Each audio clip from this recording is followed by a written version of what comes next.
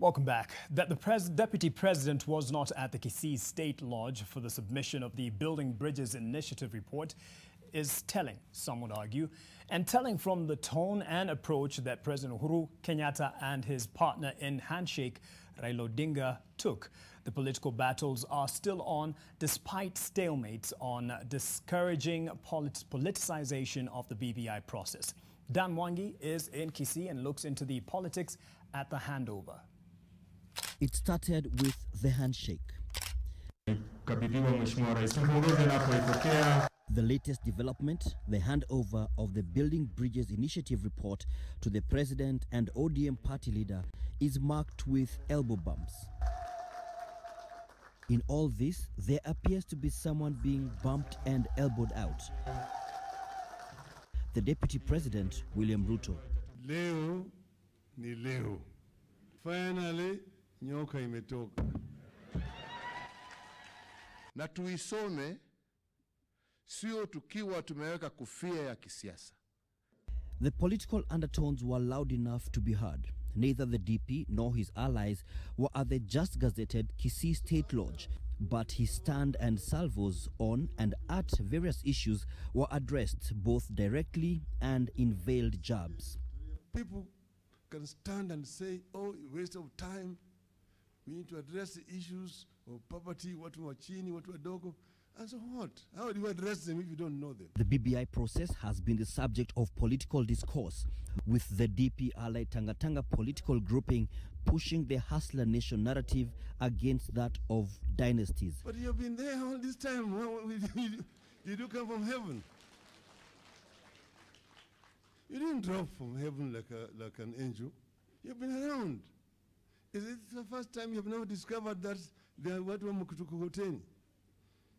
And the issues of haves and have-nots. If you're really concerned, why are you giving them wheelbarrows? Why don't you give them your helicopter?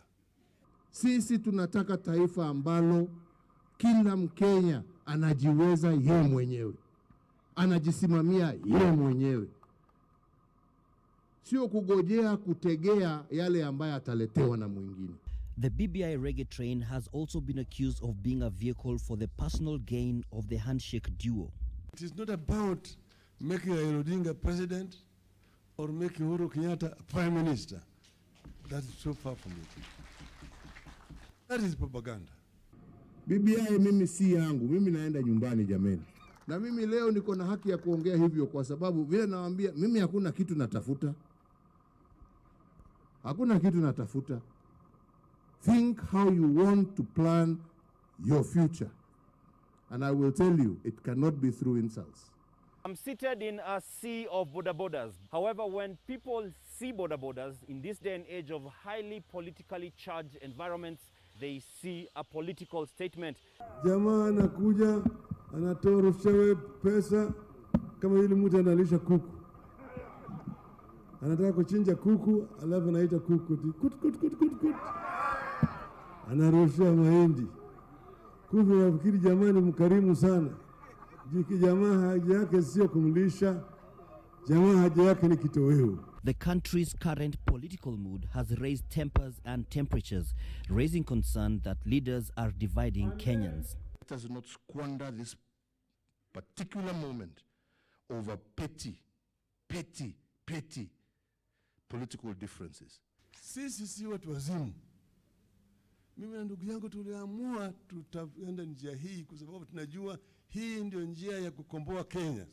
While in Kisii, the head of state spoke in defense of the man termed as his right-hand man and super CS, CS Matiang'i, the man assigned many of the responsibilities previously performed by the Deputy President. Sasa huyu ndugu yangu sasa mimi najiuliza, mimi ningetafuta mwingine kutoka sehemu zingine, nimekuja nimempatia kazi, wengine wanakuja hapa mnaamua ya kwamba mtatusi yenu. Haya, mtaniambia mwingine atajitokeza wapi? Shauri yenu. Lakini nyinyi wa Kisii mmenifundisha kitu mpya.